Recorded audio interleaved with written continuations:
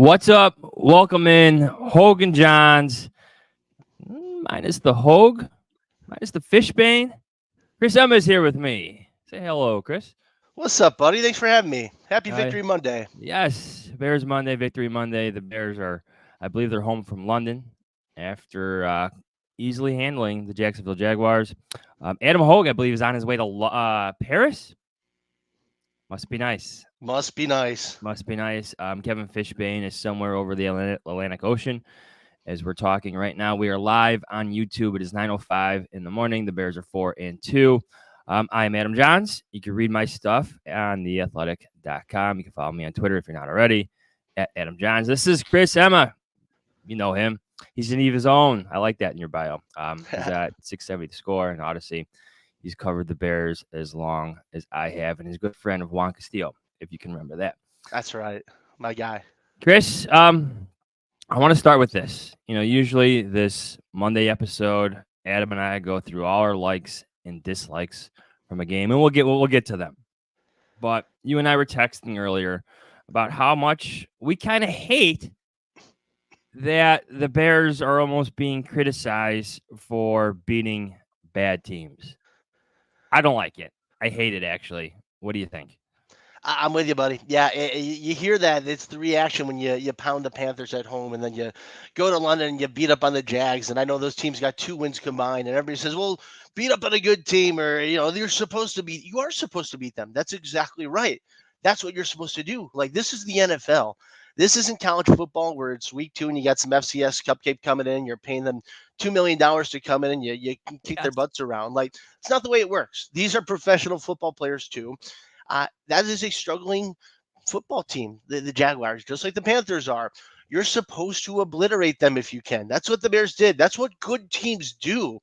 If you want to be skeptical, not you, Adam, but I mean you, the skeptical fan, and say this isn't the kind of competition that shows the Bears are great, you're welcome to that. You're able to. You can take whatever you want of it and just say this isn't a game I'm really excited about, but you should be really excited. This team is coming together. They are playing really good complementary football on both sides. They are finding that offensive identity. I thought Shane Waldron had an excellent game yesterday. I don't care where the Jaguars rank defensively. I don't care where they rank offensively. Same with the Panthers. Go all down the line. Titans, week 1, whatever. This is a Bears football team that's coming together. The beauty of the schedule now, this ramp up allows you to get right, to do these things where you do beat up on lower teams before you get into that division mode. 6 of the last 8 games are in the division. You got the Niners down the stretch. That game against the Commanders, which you thought was going to be another layup for you, that's going to be a really dang good football game between a couple 4-2 teams. Like, this sets up really well for the Bears. The schedule worked in their favor to get right against some teams that you should be able to beat. In past years, they barely snuck by some of these teams. They're winning convincingly right now, and that's really a testament to this team. In the past, Chris, we've seen them lose to these teams. Play down to the competition or worse. You get How many bad losses have you seen in the last couple of years? I know the Bears haven't been good the last couple of years, but think about that Commanders game, that Thursday night game a couple of years ago, 12-7 final, horrible football game. Last year against the Panthers at Soldier Field, another Thursday nighter, horrible football game. Bears barely sneak by. We've seen so many bad football games. This is what it's supposed to look like. Like Justin Fields' best game, best career passer game as a Bear, is a 31-28 loss to the Denver Broncos. So just I'm trying to keep everything in perspective. I love that line that you said. This isn't college football. They didn't schedule the Panthers. They didn't schedule the Titans. They didn't schedule the Jaguars. This is just who they have to play. It's all part of the divisional rotation that happens every single year. And so what? So what? Go show you're a better team. Go handle your business and do what you're supposed to do. And the Bears did what we all hoped they would do. They looked like the superior team. They dominated. They won handedly, 35-16. It's the offensive performances, to me, again, that should make you feel different and optimistic regardless of the competition. It didn't have to be ugly for Caleb Williams. Instead, he threw for 4 touchdowns. 2 to Cole Kmet, 2 to Keenan Allen. The one to Keenan Allen in the back of the end zone, that's an elite throw through traffic. Yep. So if you're going to be pessimistic that the Bears have beaten 2 bad teams like that, again, I said this last podcast, this is on you if you don't want to see the differences in what this team is becoming. Yeah, I promise you, they're watching the film of this game just as they watched the film of that Panthers game. Like they're not throwing this out saying that team sucks. Who cares what we like? This is what it's supposed to look like. You beat up on a bad team. You take advantage of that because you're the better team. Good teams beat bad teams like that. This is the NFL though. The Jaguars could have easily beat the Bears. Like right out of the gates, that opening drive after the Bears scuffle, the Bears punt twice in their first two series, and the Jaguars come right down their throat. I'm thinking, you might have a weird game here. You might have one of those games like when they faced the Raiders in 2019 in London, and a game the Bears should have won, and they come away from London empty-handed. Like the NFL's weird. You can lose these games easily. It's all about the growth of this team. They're Like not like Super Bowl team right now, man. Like you didn't have to win ugly. Like you look at some other scores, like halftime scores around the league yesterday. Like the Falcons, we would all say they're a better team than the Panthers, right? They ended up winning by 18 points, but that game at halftime was 15-10. Yep. 15-10. There's another one here. Like the Steelers. Speaking of Justin Fields again, that game at halftime. Let me get this right. 12-7. 12-7 against the Raiders. Again, an inferior opponent. And the Steelers have one of the best defenses in the league. So I don't know. I know we get to our likes and dislikes, but I just wanted to open this podcast saying I'm already seeing it on social media last night, today. I hate that criticism of the Bears. Well, one more thought before we move on. Consider where the Bears are in their process of building for the future. This is year 3. This is the year where you're emerging from the rebuild and trying to become a legitimate contender. They're still stepping their way up here. This isn't the two-time defending Super Bowl champion Chiefs or something where you're saying, man, we really beat the piss out of those guys. Like this is a team that's young and getting better. These are learning opportunities. Caleb Williams looks great. This offense is coming together around him. This defense has been consistently balling out. A dozen straight games of 21 points or fewer. They are a top 5 unit in the league, and I think ultimately they will solidify their place there this season. I don't care what the competition says. This is a really good defense. But this is a team that's still growing. They're not supposed to have arrived yet. It's not like you're sitting there saying, man, you took advantage of those guys. Okay, what's next? When do you face some good teams? Like, this is part of the process of getting better, and they're doing that right now. They are growing. This young team is coming together. This is the progress towards those big games we talked about. That's 6 of the last 8 against the division. When you go to San Fran and face the Niners, you go 2 weeks from now, going to Washington facing the Commanders.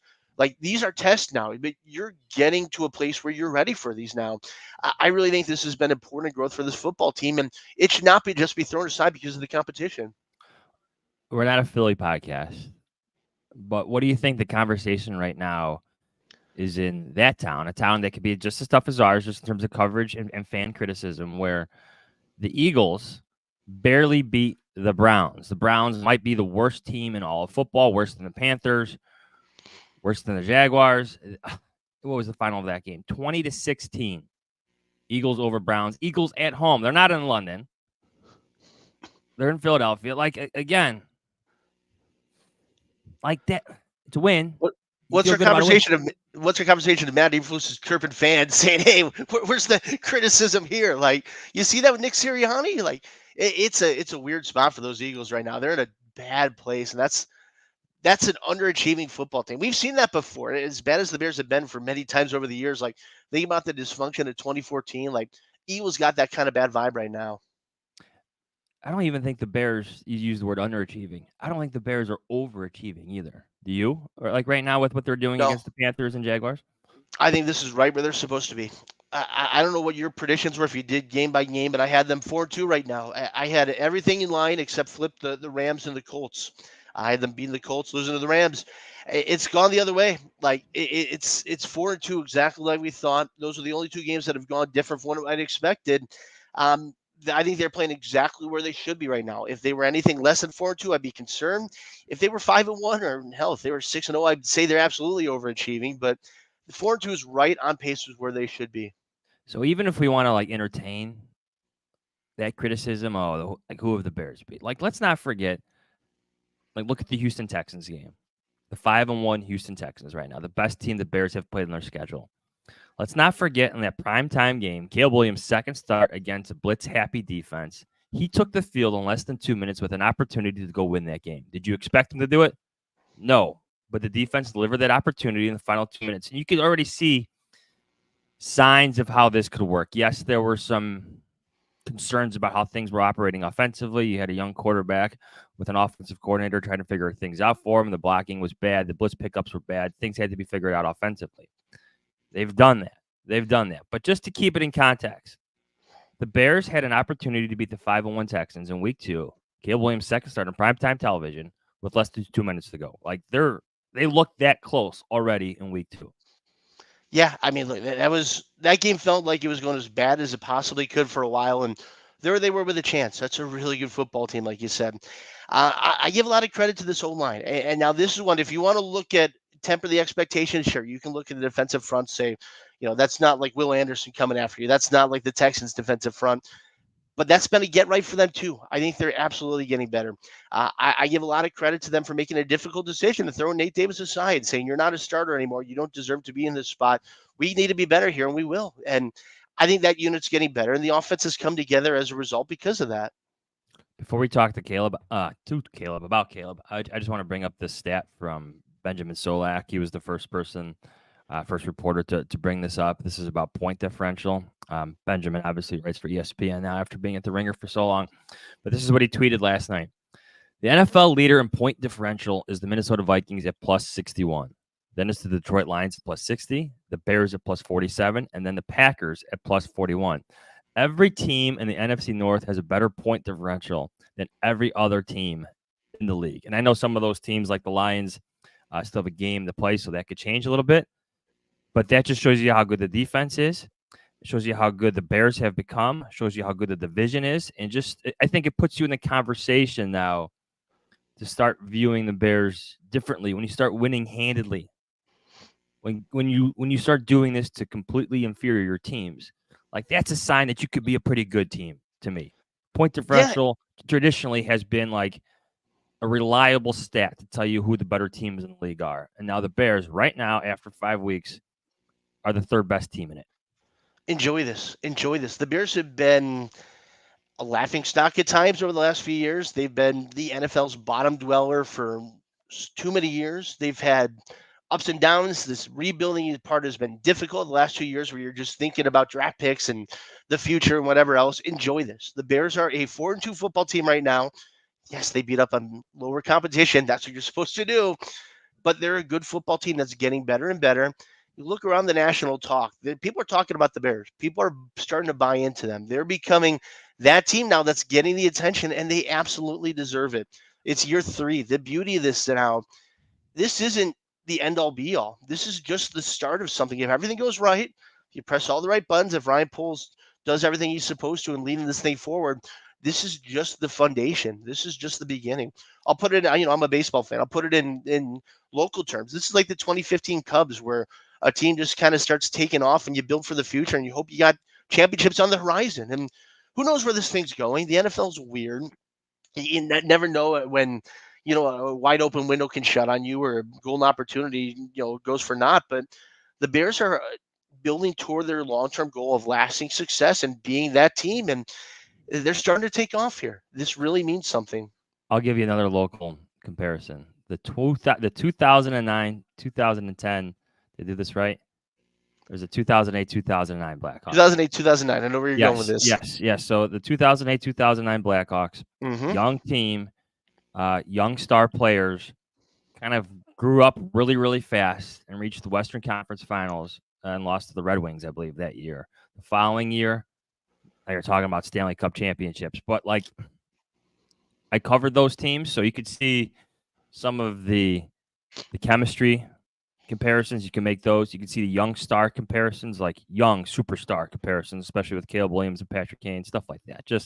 I know we're staying here local. We have fans and viewers and listeners, all over the globe right now, especially in London where the Bears just played. But I think it kind of works if you want to go down that road and comparing them to the other championship teams that kind of developed around Chicago. Yeah, and you never know until you see it through, obviously. But this is the beginning. This is what you were promised, was building for the future, 2 years of really tough decisions and losing and just kind of buying into it, hoping for something to come. I know they're 4-2. They're technically last place right now, man. And that division is stacked. You don't know where this thing's going to go, but they're getting better. They're absolutely getting better. You might have a young quarterback who's going to be great for a while. He's 22 years old. He looks fantastic so far. He's gotten better and better each game. This offense is building around him. The team loves him. Everything is right there before you. And you see where it goes. You talk about the competition. You go to Washington, you might lose that one. You might fall to 4-3. You might lose to the Niners. You might lose to the Packers again down the stretch. Things are going to happen. It's not all going to go your way. But again, it's about the gradual build up toward the long term future. You can hold them to the highest of high standards next year if you want. Let's see this thing through. See where this team goes and where these guys can really take off, because I really think they're going in the right direction. If you're just tuning in, we have Chris Emma here filling in for Adam Hogue. You can read him on 670thescore.com. What's your Twitter handle, Chris Emma? At 670? CMA670. There it is, CMA X. God, X, whatever you want to call it now. Good friend of the show. All right, Chris, let me read you these stats. 23 for 29, 226 passing yards, 3 sacks for only 5 yards, 5 yards of loss, 4 touchdowns, a long of 31, 1 interception, a 124.4 passer rating, 4 runs for 56 yards, an average of 14 yards, and a long of 23. Those are Caleb Williams' numbers on the road in London in a home game for the Bears. Wrap it all up for us. What did you think of his performance? I love the way he went through the progressions. I love the way that he handled what was catered for him. Like I said earlier, tip your cap to Shane Waldron. He called an excellent game. He really had that thing set up for Caleb to be successful. And you could really just see the way he was going through his reads with comfort, because he feels protected now. He feels like he's got time. He's not scrambling. That internal clock's not ticking too fast. And you saw him go through his reads and do everything he needs to do with his responsibilities in this offense. I loved what he did. I really loved his command throughout the entire game. Aside from that one horrible decision, we'll talk about that, I'm sure, but you want that one back. And I love when he had talked about it after the game. That was the first thing he kind of went to, saying, "Man, I want that throwback. I'm pissed off." But that's part of learning. That's part of growing. You're happy to make that pick in a 19-point win as opposed to a 19-point loss where it just doesn't go your way. He looked great. And my favorite thing, I'll say this for the likes, but I love the way that he bounced back. I love his poise throughout. This is a guy who doesn't let things get to him. He doesn't get rattled. And I just thought he was really in charge of that whole game. Yeah, I was going to bring that up too. So he throws his interception and open receiver, bad ball, too much air underneath it. He'd be the first one to tell you about it. He already has. How many times in our history, our years covering this team, have we just seen that now just completely like that? It starts to ruin the game for the Bears. They just can't recover from that until 2-3 possessions later.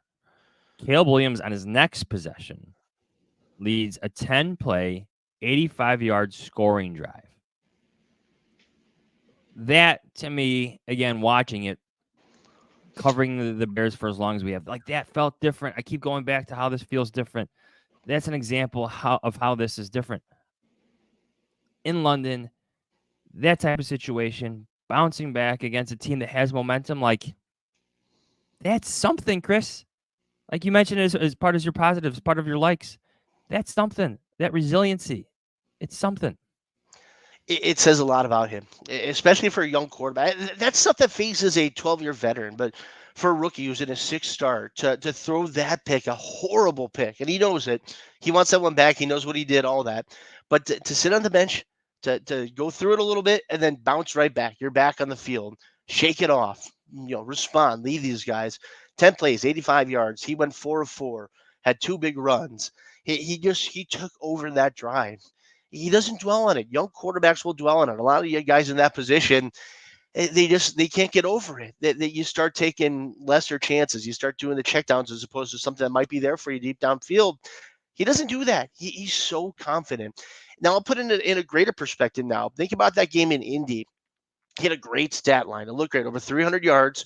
Things, he showed promise, but he also, I thought, got away from the game plan a bit. I thought he got too aggressive, started taking too many chances, and getting away from the offense that's being set up for him. I love the way both, of course, that Shane Waldron has adjusted since then, but I think that's an example of growth. Look at how Caleb got away from him a little bit in that game against the Colts to yesterday in London, where he doesn't let anything phase him. He stays within the rhythm and the flow, and he goes through his progressions and he makes all the right decisions. He led that team really admirably yesterday, and I love what he did after that pick. I mean, just starting like in the second quarter, like Caleb Williams was what 2 for 3 for like 5 yards in the first quarter, and then like this is how the other possessions ended up: touchdown, interception, touchdown, touchdown, touchdown, touchdown, missed field goal, end of game. I don't know. 2018 wasn't even like this for the Bears. I'm just trying to put in the context of what we're covering, how different this feels, just the way Caleb Williams is playing and how he's changing this offense. Like, listen to what the players are saying about it. Like, this is something. This is something, as you said multiple times, something that's been building, something that's going to be continued to be built upon. But it's different. All of it's very different.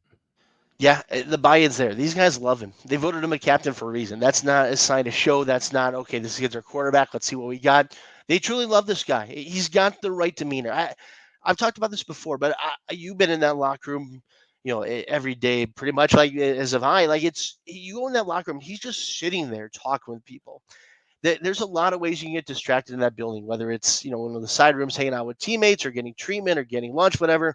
Every dang day, he's sitting in that locker room, just kind of talking with people, talking with teammates, talking with Bear staffers, talking with media.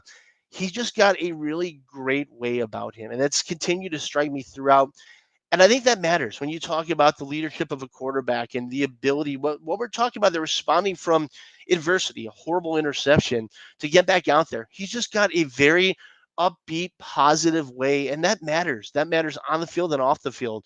You talk about him as a leader, when you talk about him as a quarterback and the guy who's I see this thing through to where they hope becomes lasting success. He's the reason why, and you're seeing examples of this kid really growing and getting better and better each game. All right, we have to wrap this up with the fans' perspective. We have our voicemails. These should be let's the Bears win. This should be fun. So let's hear it. Let's hear your voicemails. Hello? Do you know who this is? Oh, you didn't know? Your ass better call somebody! The Hogan Johns voicemail. The Hogan Johns voicemail line. Believe it or not, George isn't at home. Please leave a message at the beep. Got any questions or comments about the Bears? Give the guys a call before, after, or even during the game. Go Bears! Hello there, Hoagie Captain Rumsey Babe. Bob DeBrasky here, calling in from wee old London town with an E at the end of town. How about that? Oh, it's good here. We're tea and scrumpets and bangers and mash. And the Chicago Bears. Oh, jolly good, then, sir. Is it? Yes, jolly good. Cheerio, then. Indubitably, sir. Indubitably, sir. Okay, the boys. All right, boys. There's enough goofing around here. We got business to take care of on the other side of the pond there. Let's come home with a W. I'm a little nervous about this game. I'm a little nervous about the coaching staff having them not prepared to play. But it's the Bears versus the Jaguars. One team's got tradition and history and pristine goodness and goodness. And the other team, yeah, they got teal colors. Let's get this job done. Let's come home with a W. 200 million to 0. Chicago Bears. Bear down, Chicago Bears. Well, 2-3 announced to start the game. I hope they enjoyed their week-long English vacation because they certainly weren't working on their offense. Same old Bears. We just witnessed NFL history. That, first of all, extremely nice, beautiful Cole Kmet touchdown. The first one. Hopefully there's more. But then he was the long snapper. Is that the first time that's ever happened? Because that's awesome.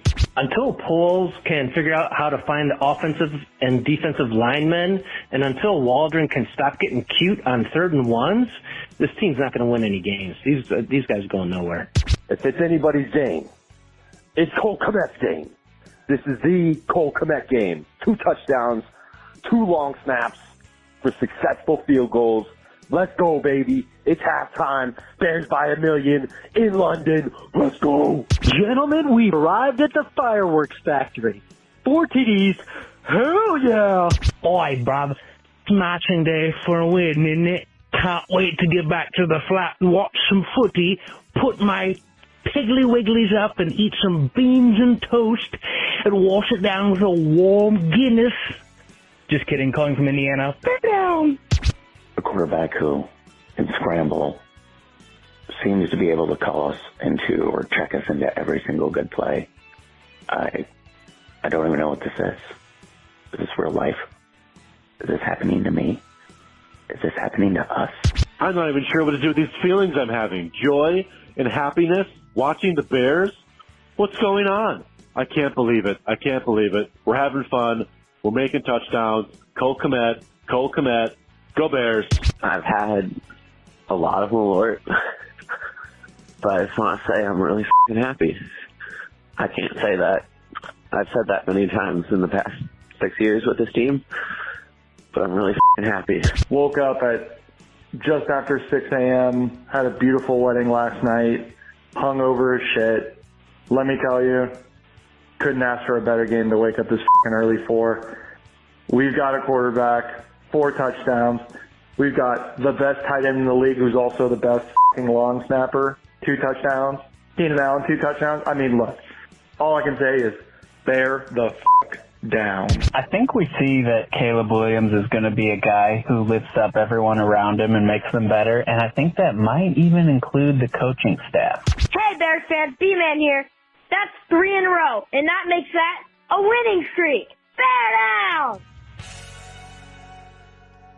I got to give our friend Bob Dabrowski some credit for the accent and then the hard pivot back to the English accent to the hard pivot back to the very strong Chicago accent. That takes some talent, Bobo. You know, yesterday was a funny day in Chicago. I live right here in Lincoln Park, and so it's marathon day.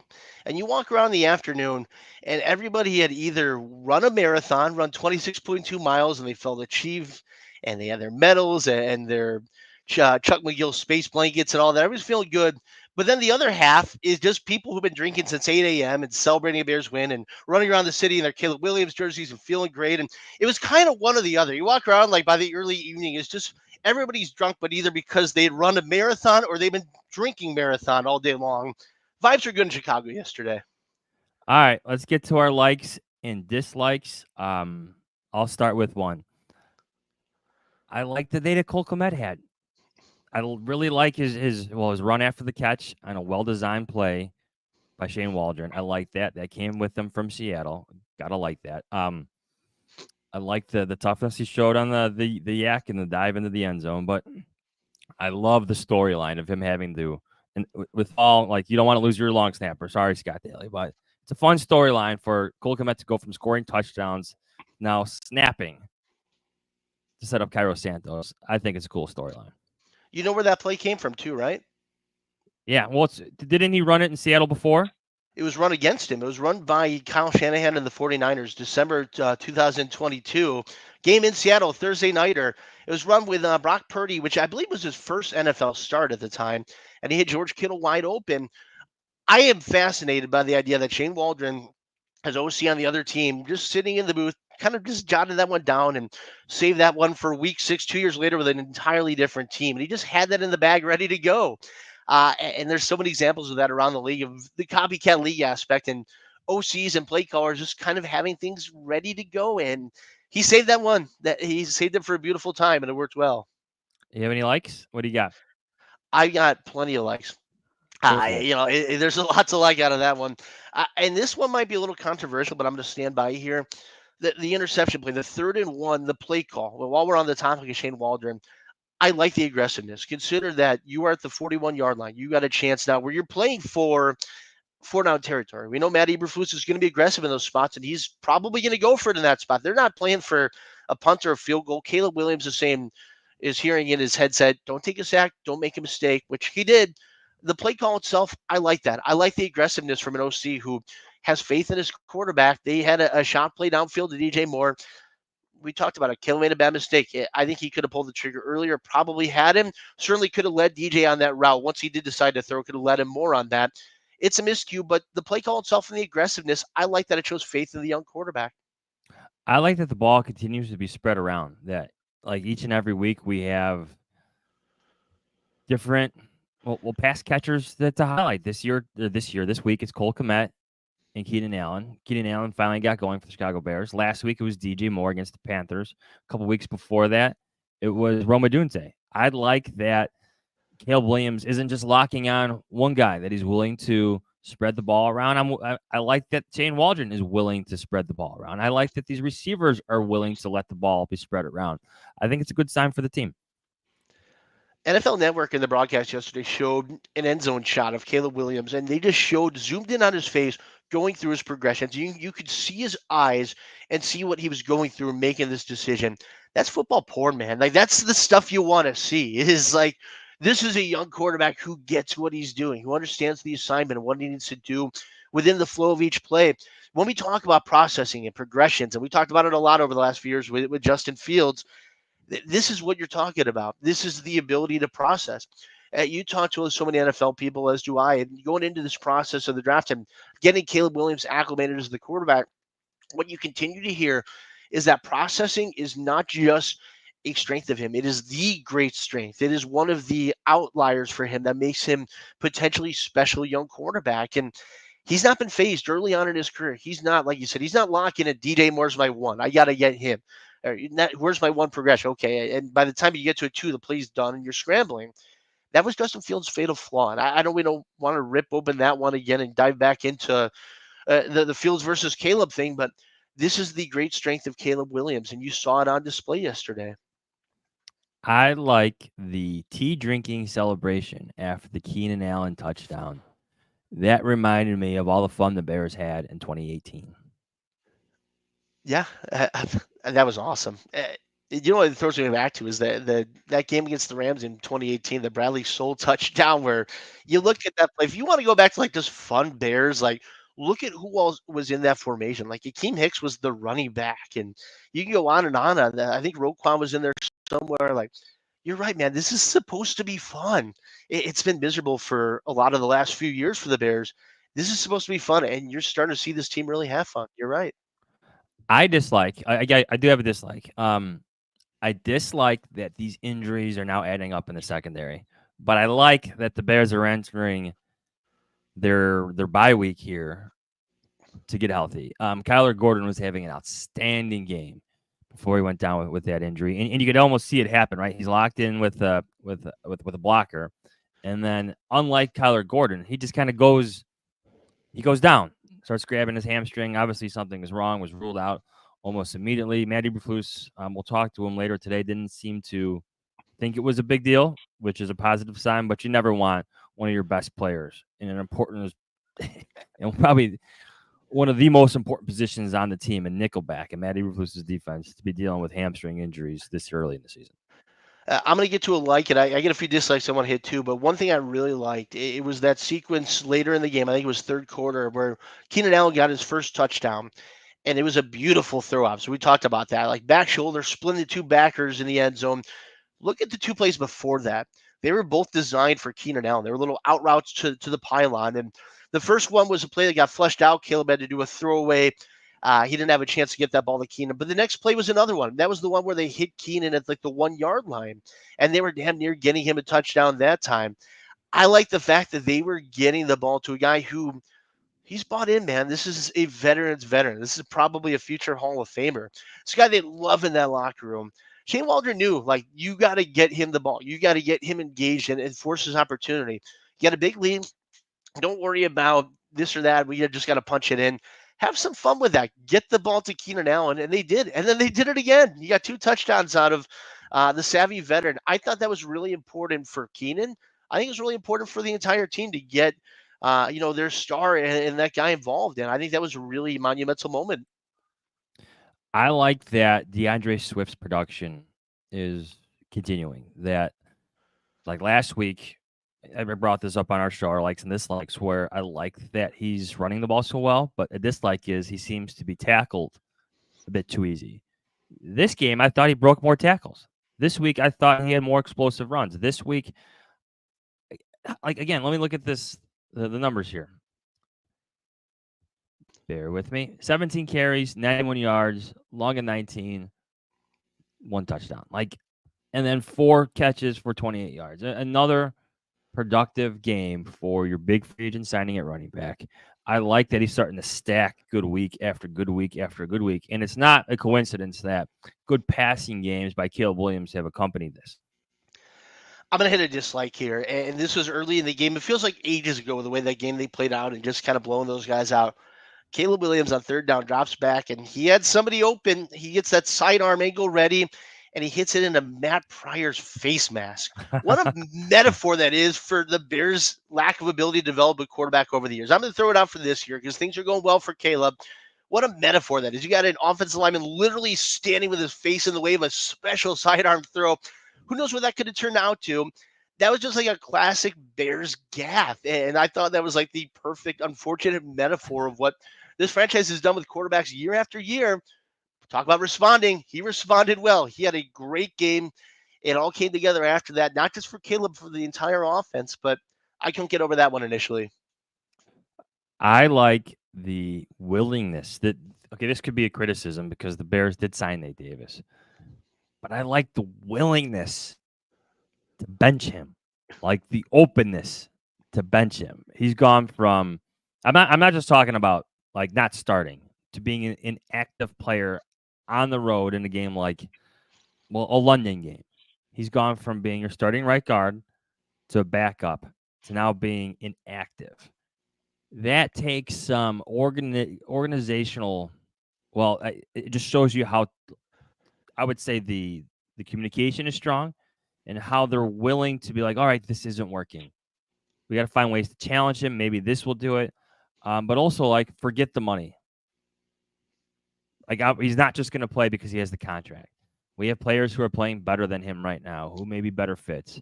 So, yes, it's probably a dislike when you look at the big picture of things of not working out with Nate Davis. But I'd like, at least for this week, the willingness and the openness to bench a player like Nate Davis.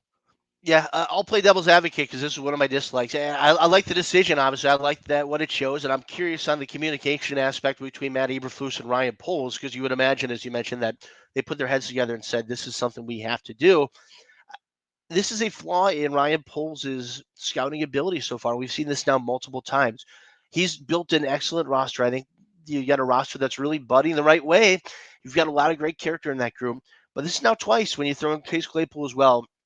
You've brought in guys with big investments, whether it's the second round pick to the Steelers, whether it's $30 million or $19.5 million guaranteed.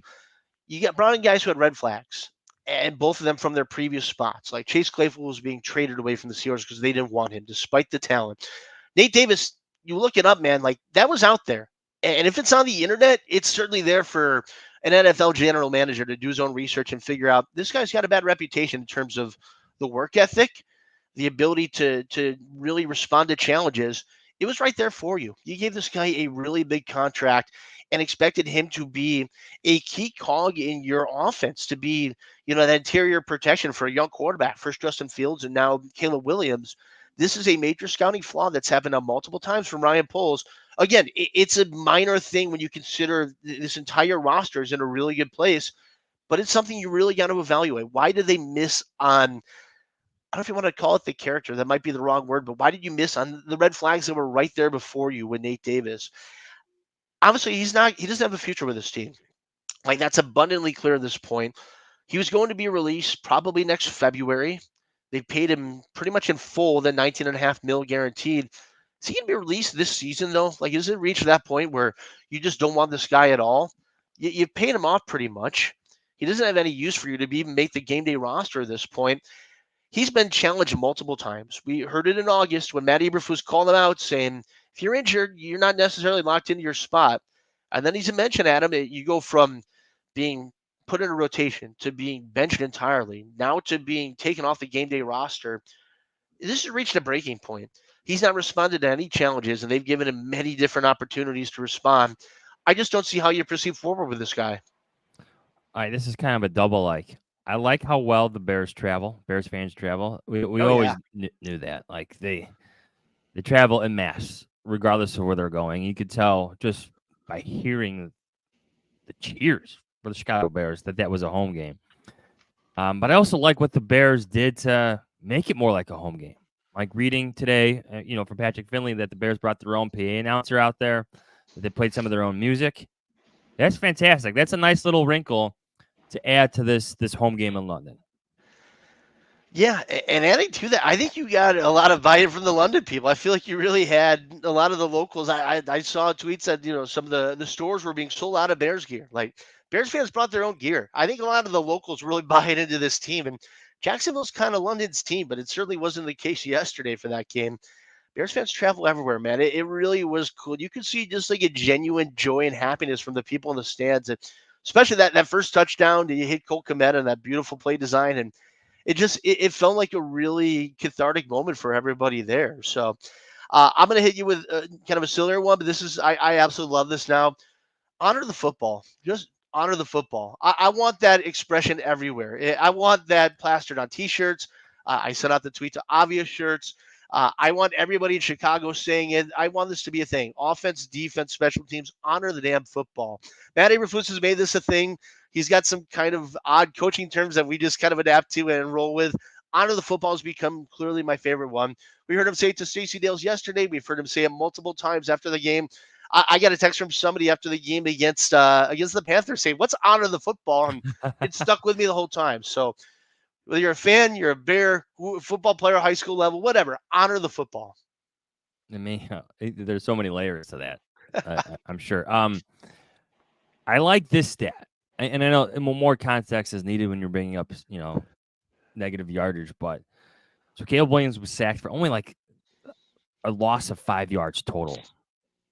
3 sacks, a loss of 5 yards total. Like if you just want to compare it to Trevor Lawrence, 3 sacks minus 20 yards. Like that is like pretty unique. And to see Caleb Williams run the way he did, like when he's got man coverage and he knows he's got those wide open lanes, and he is a better runner than you think he is. It's good to see the zone read option, come into play a little bit for him.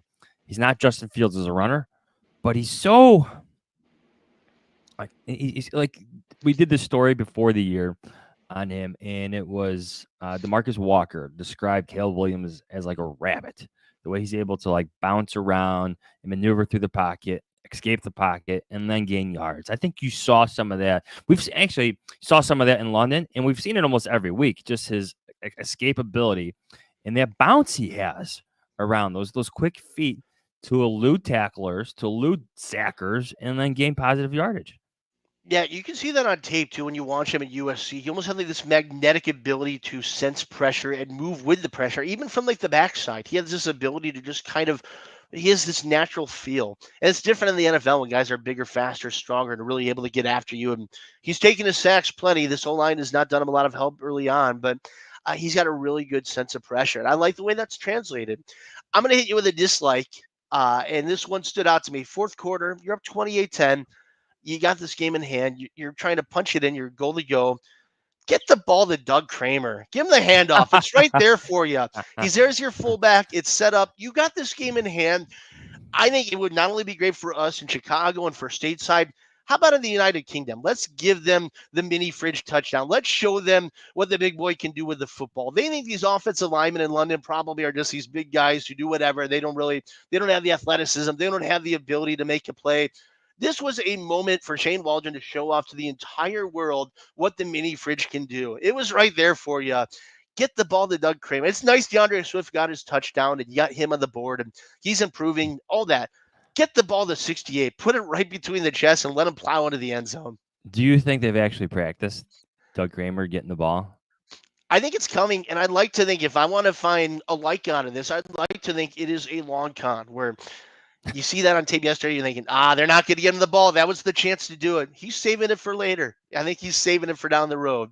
I there's no way Shane Waldron would tell us, or Matt Eberflus would tell us, or Caleb Williams would tell us if maybe Doug Kramer, man. He might get him in a weak moment. Yeah, I've gotten a few carries in practice, but he didn't tell his own family that he was going to be the fullback for that first time. He surprised his parents. He ran out there on the field, and they had no idea. He didn't tell anybody close to him. By the way, guys, keep an eye on this. Not even his own parents. Like, I like the commitment to gamesmanship, and for him, it was just a nice little surprise for his family.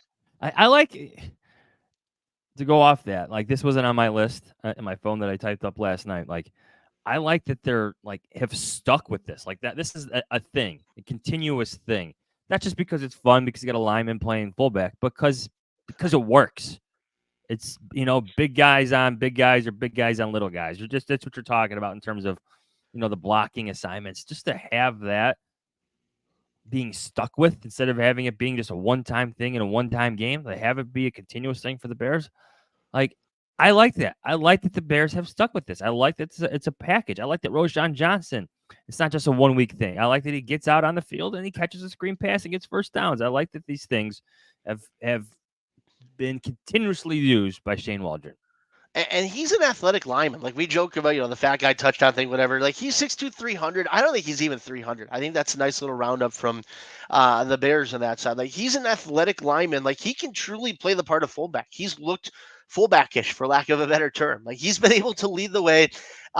They've had touchdowns every time, it seems, that he's in there, or those short yardage spots. Like, he's been a considerable asset for this running game in those spots. And like, it wasn't something they just did as a bit. Like, let's have some fun with this. Like, it's legitimate strength for this team now. A couple more. I like, speaking of resiliency, I like how well the Bears banged up secondary played. You're missing Tyreek Stevenson. You're missing Jaquan Brisker. You lost Kyler Gordon. Yes, there was some late success. Call it garbage time. It's going to happen. But I like how it was a non-factor in this game, the injuries in the secondary. Yes, the Bears are better with Tyreek Stevenson. Yes, they're better with Jaquan Brisker. But you got to give the backups their due here. No doubt. No doubt. And I'll take that to the other side of the defense, that defensive front. We spent so much time this offseason talking about how are they going to rush opposite Montez Sweat? Who's going to be that other edge rusher? Who's going to step on this defensive line? Like, everybody. The answer is everybody. That entire group has been balling out. They've got contributions all around.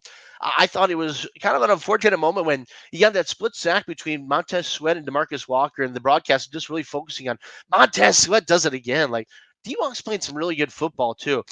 You got a Byron Coward sack yesterday. I think that one kind of slipped my mind, a half sack yesterday. You got Heyman Ongbogbaminga with a sack. You got guys all around getting home, making plays on the quarterback. We've seen plenty from Gervon Dexter, who I think is your 3 technique for many years to come. He's asserted himself and been a great player for this defensive front. Big Bill, like, I'm glad that guy's getting his due and being celebrated, because he does the dirty work. He does so much for this defense. It was fun to see him get home on Stafford in that game a week ago at Soldier Field, Dalton, and sacking him. You've got so many guys stepping up on this group. And by the way, I'm excited to see what Austin Booker can do as he continues to improve, stack good days in practice, and get better and better. You've got a group that's really coming together, and they've answered a lot of big questions that we had this offseason. This defensive front is not a weakness. This pass rush is not a weakness. It's been a great strength for this group. Yeah, it's not the pass rush of last year. One final I don't know how you can not like this. Just the amount of takeaways that just keep adding up for the Bears defense. I don't think they practice like takeaway drills so much. Like, they would have full periods devoted to the whole process of the takeaway. That's forcing them, recovering them, and then scoring with them. I've repeated this multiple times. Like, I've never seen practices run that way. And Matt Eberflus has installed that here. I'm saying at Hallis Hall. He's installed that for the Bears. It's impressive to see just the amount of them, the frequency of them, and they can be tough to predict takeaways. But when you teach them or demand them or expect them as much as Eberflus does, you continue to get them. And it crossed the Atlantic. The takeaways followed them there too. So I just think it's impressive that this number just keeps increasing. Yeah, I'll close out my likes with just a general thought. The mindset of this defense. They talked, I think, back in May, the first time we heard it about, we want to be a top 5 defense, and they meant it. When you hear about that, it's not just talk. It's not press conference fodder. It's not just some cheesy little headline. This is like a legitimate goal. This is something that's really driven this group to be great. And it goes not just with the players, but the coaching staff. Matty Eberflus has done an excellent job calling this defense. He came up with that cover two system. He's adapted from that. This is not a cover two defense anymore. Matty Eberflus has taken the identity of this defense and built it around his players. He's gotten a lot more aggressive with it. They've gone deeper in coverage. It's not just dropping two safeties back and the old system that we see many times before. Like, he's adapted with the strength of this group. And these players have really embodied that and embraced it. Yeah, they appreciate the idea of being an aggressive group, and they have that goal set. Like, they are a top 5 defense right now. You look at most key stats and categories; they're right there. They've lived up to their billing this far. Now it goes back to what we said initially: competition's not been great. It's going to get tougher, but they've done their part. They've continued to grow. They bought in together, and they've got that kind of continuity that I think really matters. Oh, Chris, you're bringing this full circle. I hate that guy. For those still turning in, we opened this show talking about how we both don't like the argument, the criticism of the Bears for beating inferior opponents. Like, there were some lines that shifted the Bears like into underdogs for the opening kickoff against the Jaguars. So I don't know. My advice is try to appreciate it a little bit. Right? Like, I don't know what to say. And for the Bears in that spot, I hope people won a lot of money off that. Like, I could not believe the Jaguars were favored in that game yesterday morning. Yeah, look, they dominated a bad team. I think you could credit Eberflus for the whole team for how we're set up. Yes, a sluggish start. I guess that's a dislike again. The first quarters just haven't been good for the Bears, and opening possessions haven't been good for the Bears for the most part. But they bounce back. It's what they do. Again, that's another like. But the whole operation for the Bears, going out there early, heard great things about their hotel situation, and I think you saw it in Matty Eberflus's locker room comments after the game about it. It was another opportunity for them to bond, and that's another to me, that's another comparison to the Blackhawks before they started making their cup runs, because they did a ton of that stuff just in terms of team building, out on road trips and doing things together, and finding ways to continue to become closer as teams. DJ Moore said his favorite part of the trip, aside from getting the win and everything that they did on the field, was the Tuesday night. They had Tuesday night free, and he went out with Keenan Allen and Mercedes Lewis, and he said that was what they were looking forward to. That was big dogs. He's been there a bunch to London, played those games there. But those are two guys that were not on his team. I guess Big Dog was, but Keenan came in March. Big Dog is somebody who came in last year, joined this team again in the offseason. Those are 3 dudes coming together who really have that kind of connection. And those are just 3 guys out of 53 on the active roster, and everybody who was there, like you talked about, that closeness, the camaraderie you have with a trip like that. They made it feel like training camp, and they really made it kind of a brotherhood bond out there. And that stuff matters. It does translate to the field. You don't see it directly, but I can promise you, having that kind of close-knit group, it matters. Ryan Poles talks a lot about building a team with character, doing it the right way. He doesn't want choir boys by any means, but you want a group of guys that can really bond as one and really have that strength and connection, because that stuff does matter when you hit adversity. Look at last season when they start out 0-4 and everything's going horribly, and that could have been the end for Matt Eberflus, and you would have been blowing this whole thing up again. The fact that they were able to withstand that, make progress that has gone into the season and carried over, that's the backbone of this team. That's the foundation they're standing on right now, and I think they're getting better and better from it. You know what, Chris? I like having you on this show. Let's do it. Let's do it again. Thank you for filling in for, I guess officially filling in for Adam Hogue, who's now on his way to Paris, filling in for Kevin Fishbane, who's now on his way home. Wish those guys safe travels, but thanks, man. You got any stories, columns coming up that are live right now that we could tell everybody about? Man, I'll have my my observations column on 670thescore.com, going through that game. Done rewatch 1, about to do rewatch 2. I like to promote it if I could too. We're 10 days away from the McClure and Dickerson Foundation benefit. October 24th, Tower Chicago, 6 to 9. It is a wonderful night. Everything goes to a great cause, causes that were close to our late great friends. This is the 4-year anniversary of the passing of Vaughn McClure. Sad day that's on a lot of people's minds. I didn't know Vaughn, but I knew JD very well. JD loved Vaughn. So many other people in this foundation love Vaughn. It is a wonderful night to honor people.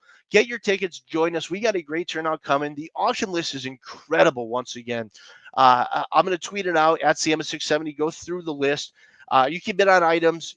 We'd love to see you out there. It's a really fun event. A lot of our Bears Beat group is going to go. A lot of Bears people as well. If you're a Bears fan, or if you just want to contribute to a great cause, join us October 24th, Town Chicago, 6 to 9. We would love to see you out there. Yeah, I'm moving some things around to make sure I could be there. This time I missed it last year, so my plan is to be there as well. And come and say hello to us. Say hi. Don't just tweet at us after that you saw us there. If you see Chris or I there, of course, Hogue and I there, come say hello. We always like interacting with fans and talking football. Make sure we're okay at the open bar too. Yes, yeah. Got to look after us. Yes, take care of us. Get some prisoner wine there for us. That does it for today. I like when you hit that like button for us. Follow us on Twitter at Adam Jahns, at Siema670. That's the one. Right? I got it. Sometimes you see your name up there. Sometimes you see your handsome face, and we just go with that now. So that's right. Be sure to check us out on Twitter, Kevin Fishbane as well, Adam Hogan, allchgo.com. Check out his newsletter. Read me at theathletic.com. Find all our Hogan Johns merch at hoganjohns.com. And again, I like it when you hit that like button. So that's it, Chris. Thank you for filling in, my friend. I will see you soon. We'll be back at House before we know it. The Bears are on their bye week. Hogan Johns will be back with one more episode this week on Wednesday. That's it. Thanks, Chris. Take care, buddy. See ya.